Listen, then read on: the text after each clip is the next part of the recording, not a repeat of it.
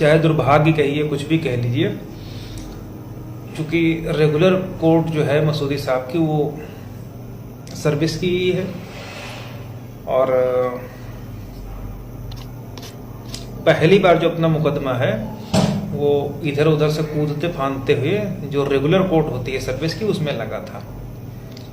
Fresh भी ज़्यादा नहीं थे, 24-25 फ्रेश थे। 24-25 के बाद फ्रेश 3 एडिशनल सीरियल नंबर 3 पर हम लोगों की सुनवाई लिस्टेड थी।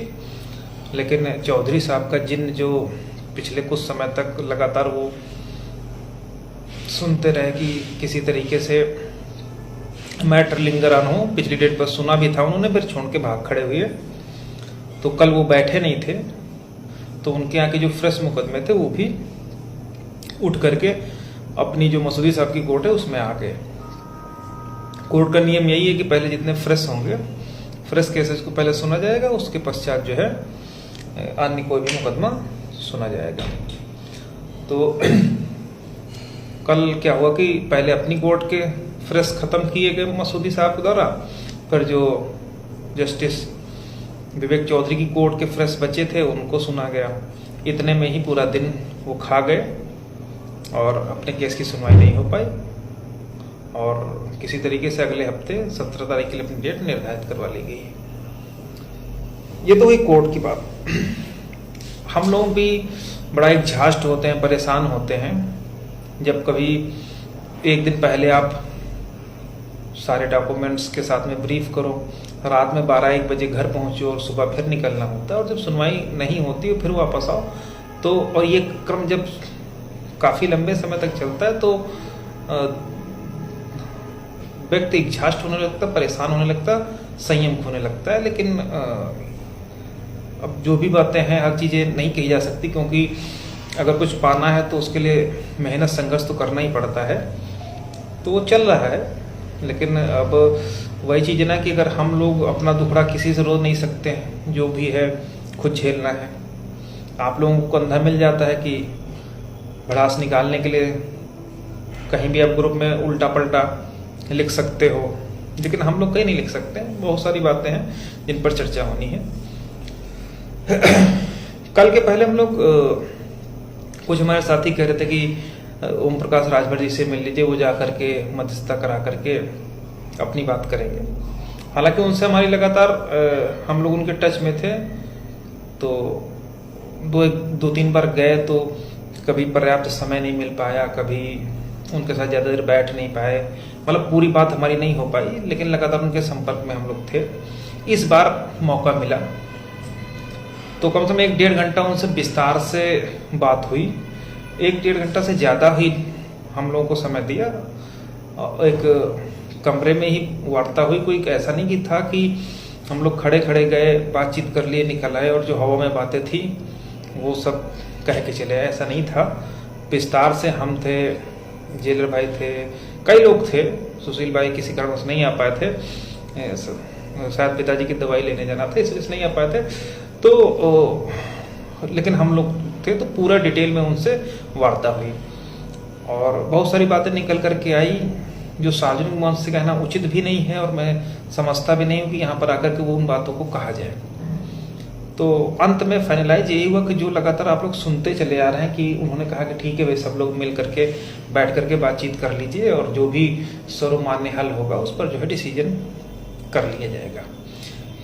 इन सब बातों को करने के बाद ओम प्रकाश राजभर ने कहा कि आप जितने भी लोग हो सब लोग एक बार आपस में वार्ता कर लो, वार्ता करके आ जाओ, आप लोग आ जाओ, और मैं सरकार के जो महाधिवक्ता हैं, जो चीफ स्टैंडिंग काउंसिल हैं, और जो अन्य कानून जो विभाग है उनका, उसके जो चीफ हैं न्याय विभाग के, उन सबको बिठा करके आपकी पहले उनके साथ कॉन्फ्रेंस हो जाएगी, जिसमें आपको ये कन्विंस करना होगा कि किस तरीके से रास्ता निकल सकता है।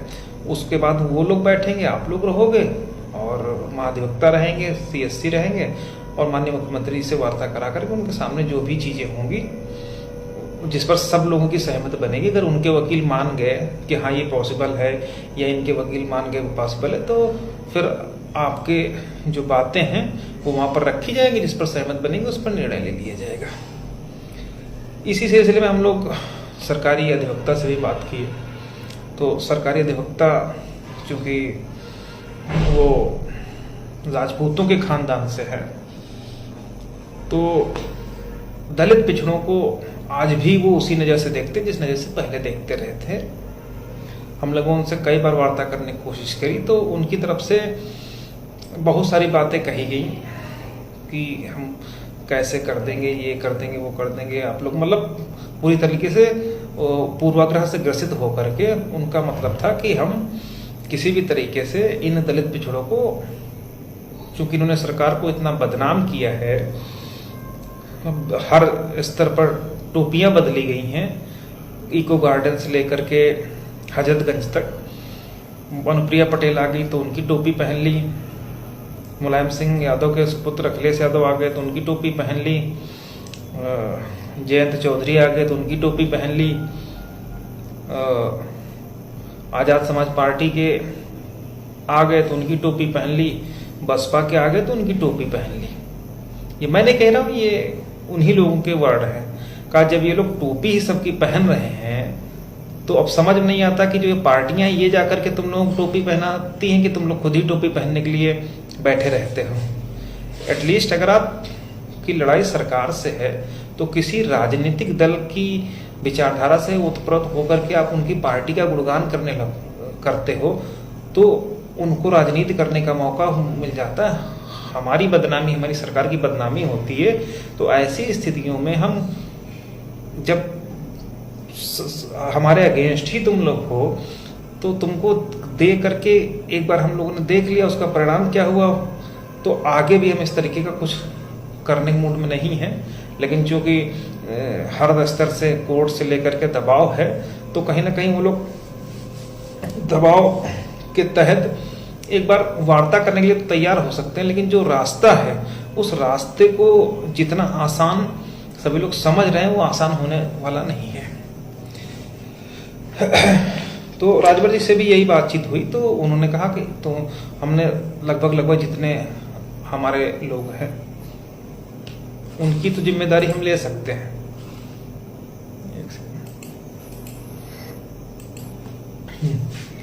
तो हर स्तर से कहा जाता कि फलाने को ले लो, धमाके को ले लो। अगर सब लोग अपनी जिम्मेदारी समझें तो कुछ भी ऐसा नहीं जो पॉसिबल ना हो। अब हम कुछ लोगों की तो अंतरात्मा है जो कम से कम उनको धिक्कारती नहीं है, बाकी लोग तो ऐसे हैं कि एक खून चूसने वाली मशीन है। बेरोजगार उन्हीं को रगड़े हैं, कभी 6800 के नाम पे, कभी प्रत्यावेदन के नाम पे, कभी किसी के नाम पर, कभी किसी के नाम पर। तो मैंने पहले भी बता दिया था कि अगर किसी से हमारा विरोध है या अगर उसने गलत किया है तो मैं कम से कम उसके साथ में नहीं जाऊंगा, लेकिन जब बात सबके हित की आ गई तो हमने कहा ठीक है सब लोग बैठ करके कर लो। लेकिन अभी भी कुछ लोग हैं, ठीक है, तो नहीं तैयार हो तो उसका उनकी औकात भी कोई नहीं है, उसका कोई मतलब भी नहीं है। वो जो अपनी लिस्ट नहीं बचा पाए जो उनको दे दी गई, तो उनसे क्या ही उम्मीद किया जाए। उनको तो बस फेंके हुए राजनीति पर कभी टिकट की उम्मीद है, कभी विधायकी लड़ने की सोचते हैं, कभी कुछ लड़ने की सोचते हैं। तो ऐसे लोगों को जो है कोई मतलब भी नहीं, मैं किसी गिनती में भी नहीं मानता हूँ। वो तो उनकी किस्मत है कि कुछ बेरोजगार हैं, कम बुद्धि के हैं, उनको लगता कि फलाने हैं ये कर देंगे वो कर देंगे, तो ऐसे लोगों को नहीं मांगता। लेकिन हम लोग अपनी तरफ से सब लोग डिसाइड कर लिए हैं, अभी जल्द ही दोबारा राजभर जी से मुलाकात करेंगे। जो अन्य इस भर्ती में जुड़े हुए लोग हैं वो भी लगातार प्रयास कर रहे हैं किसी तरीके से कि मिल जाए। तो हम लोग भी पूरी तरीके से एग्री हैं, कन्विंस है, और सबसे बात भी हो रही है, ऐसा नहीं है। लेकिन हमारे बीच के जो कुछ लोग हैं, आज मुझे बड़ा बात पिंच कर गई।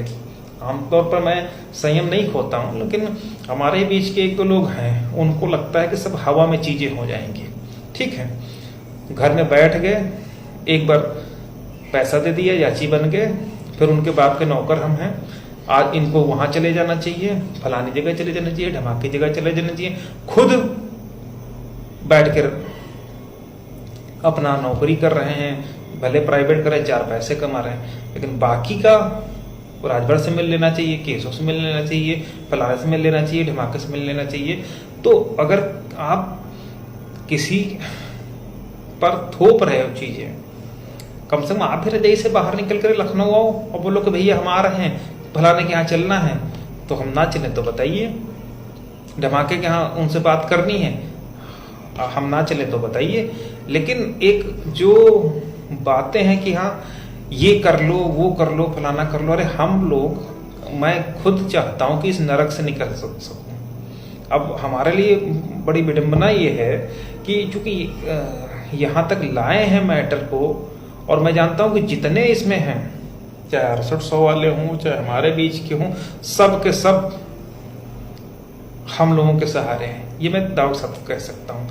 उसका एग्जाम्पल आप कोर्ट में आकर के देख सकते हैं। हमारे काउंसिल के अलावा कोई काउंसिल की औकात इतनी नहीं कि वो खड़े होकर के कहते साहब हमारी डेट तक लगा दीजिए। तो ऐसी स्थिति है, लोग गा बजा करके बहुत आए थे कि हम आकर के तीर मार देंगे, आकर के याची बटोरे, फोटो खिंचवाए हाई कोर्ट में, याची उठा करके दूसरे को दे दिए, अपील फाइल हो गई, बस। अब विविध भारती और दूरदर्शन की तरीके से सजीव प्रसारण करते हुए कभी फलानी जगह फोटो डाल देंगे, कभी धमाके की जगह डाल देंगे फोटो, बाकी उनको किसी से मतलब नहीं। लड़ने वाले तो भास्कर और सुशील हैं ही, वो सब पार कर देंगे। लेकिन जब हर तरीके की लड़ाई हम लोग अभी तक जीतते आए हैं, आगे भी नहीं हारेंगे, मुझे भरोसा है। सिंगल बेंच में कुछ भी ऐसा नहीं था, 90% तो चीजें हमारे पक्ष में हैं ही, 10% जातिवादी मानसिकता से ग्रसित होकर के शुक्ला जी ऑर्डर कर दिए, तो उसका भी जवाब हम लोग देंगे कोर्ट में, वो दे रहे हैं लगातार। लेकिन अब जैसे कोर्ट ही भाग रही थी, तो उसमें हम गिरेबान पकड़ करके नहीं लिखा सकते हैं ऑर्डर ना। सभी जानते हैं कि आखिर हम लोग लड़ किसके खिलाफ रहे। जो वहां पर उन कुर्सियों पर जो लोग बैठे हैं, उन्हीं की समाज के, उन्हीं के बच्चों के खिलाफ ही तो लड़ रहे हैं, तो अपने बच्चों को बचाने की तो भरसक कोशिश करेंगे। वो अलग बात है कि जब गला दबाया रखेंगे तो कहीं ना कहीं रास्ता निकलेगा। लेकिन जितना आसान हमारे साथ के साथी सोचते कि भी जाएंगे और राजभर लेकर के चले जाएंगे मुख्यमंत्री के यहाँ, और मुख्यमंत्री कह देगा ठीक है इनको यहीं से स्कूल भेज दो। जब मुकदमा माननीय न्यायालय में लंबित है, तो आपको एक कानूनी चर्चा के करके, और जो सरकारी अधिवक्ता हैं उनको भी एक तरीके से कन्विंस करके, और उनको भी कहने का मतलब जब अगर उनसे पूछा जाए कि भाई क्या हो सकता है, तो वो भी कम से कम हमारे फेवर में बोलें, तब तो वहां से रास्ता निकल सकता है। अगर हमने कहा साहब ऐसा नहीं, ऐसा कर दीजिए, सरकारी अधिवक्ता ने बोल दिया कि नहीं हम नहीं करें, साहब ऐसा नहीं हो सकता, आपका खेल खत्म हो गया वहीं पर। तो मुख्यमंत्री तक पहुंचने से पहले आपको जो प्लान है उसको सेट करके रखना पड़ेगा कि अगर सरकारी अधिवक्ता वहां पर पहुंचे तो वो कम से कम आपके फेवर में जो आप प्रस्ताव रखें उस पर वो सहमति दें। आगे क्या होगा वो तो अलग बात है। कोई ऐसा तो है नहीं कि किसी एक शख्स से जाकर के बुलवा देंगे कि हाँ साहब इनको कर दो, फलान ने कह दिया तो हो जाएगा। जब अधिवक्ताओं का पैनल बैठता है सरकार की तरफ से, कोई एक तो होता नहीं अधिवक्ता, चीफ स्टैंडिंग काउंसिल होता है, CSC, महाधिवक्ता होता है, एडिशनल CSC होता है, न्याय विभाग होता है, ये सब होते हैं, ठीक ना। वो सीधे न्याय विभाग से फाइल लेकर के पूछवा लेंगे कि भाई इनका क्या हो सकता है। अगर उन्होंने कहीं पर चीजें मना कर दी तो आपका खेल खत्म होगा। माननीय मुख्यमंत्री कह देंगे कि भाई न्याय विभाग ने परमिट नहीं किया, या हमारे महाधिवक्ता ने नहीं किया, हमारे सरकारी अधिवक्ता ने इस पर असहमत ज्यादा दिया, आप जाइए अपना टहलिए जाकर के, क्या कर लोगे, फिर दोबारा चांस भी नहीं मिलेगा।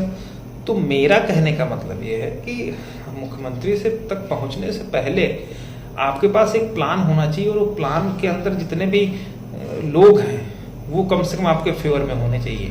कोई आज मुझे ये बता दे कि क्या मुख्यमंत्री तक पहुंचने से पहले क्या सरकारी अधिवक्ता हमारे फेवर में बोलेगा, क्या न्याय विभाग हमारे फेवर में बोलेगा, क्या महाधिवक्ता से अगर राय ली जाएगी तो क्या वो हमारे फेवर में बोलेगा। अगर इनमें से कोई भी तुम्हारे फेवर में बोले और तुम ये कह सको कि इनसे हम तुम्हारे फेवर में बुलवा लेंगे मुख्यमंत्री के सामने, या मीटिंग के सामने, मीटिंग जब होगी वहां सामने, या किसी भी लेटर पैड, अगर आप कानूनी जो विभाग है, न्याय विभाग है सरकार का, और जो अधिवक्ता हैं उनके इस मुद्दे को देख रहे हैं, अगर उनसे आप दलित पिछड़ों के फेवर में मुख्यमंत्री के सामने हमारे द्वारा रखे गए प्रस्ताव को यदि वो सही बता देते हैं तभी तो आपको नियुक्ति मिलेगी। और अगर वो कहेंगे नहीं साहब ऐसा नहीं हो सकता, तो आपका खेल खत्म हो गया।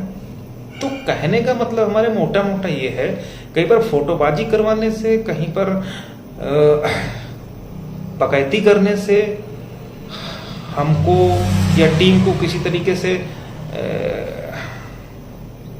अन्य विकल्पों पर विचार करने के लिए या कुछ भी करने से पहले आपके पास इतना ईश्वर ने बुद्धि दी है, दिमाग दिया है। जो लोग आजकल से मार कूद फांद रहे थे कि अभी वो फलाने आ गए, तुम लोग गए जो अभी चल के अभी नियुक्ति प्रतिपात कर लेते। अगर इतना ही सब आसान होता तो इतनी लड़ाई ही नहीं लड़नी पड़ती, कब का हो गया होता। तो कहने का मतलब है कि अगर आज की डेट में आपके पास में, आपके पक्ष में सरकारी अधिवक्ता, महाधिवक्ता, न्याय विभाग, तीन में से तीनों से राय ली जाएगी। सरकारी अधिवक्ता चूंकि कोर्ट में केस देख रहा है तो उसको मालूम है रोज का क्या हियरिंग हो रही है, महाधिवक्ता का निर्णय आखिरी होता ही होता है, और न्याय विभाग से परामर्श लिया ही जाता है। तो अगर आज की डेट में आपके पास या आपके पक्ष में न्याय विभाग, सीएससी और महाधिवक्ता तीनों नहीं है, तो मुख्यमंत्री क्या, तो प्रधानमंत्री के सामने जाकर के बैठ जाओ, प्रधानमंत्री भी किसी की नियुक्ति नहीं करवा पाएगा, कुछ भी कर ले। क्यों? क्योंकि गलत थी 6800 तो खत्म हो गई। जो लोग इस भ्रम में कि वो 6800 की लिस्ट हो जाएगी या फलानी हो जाएगी, धमाके हो जाएगी, तो ये सब कोरी कल्पनाएं ये खत्म हो चुकी है, और इसको जितनी जल्दी समझ लेंगे उतना ही बेहतर रहेगा। बाकी आप मुंह उठा करके कुछ भी चिल्ला सकते हो, क्योंकि लोगों का धंधा चल रहा है, लोगों का बिजनेस चल रहा है।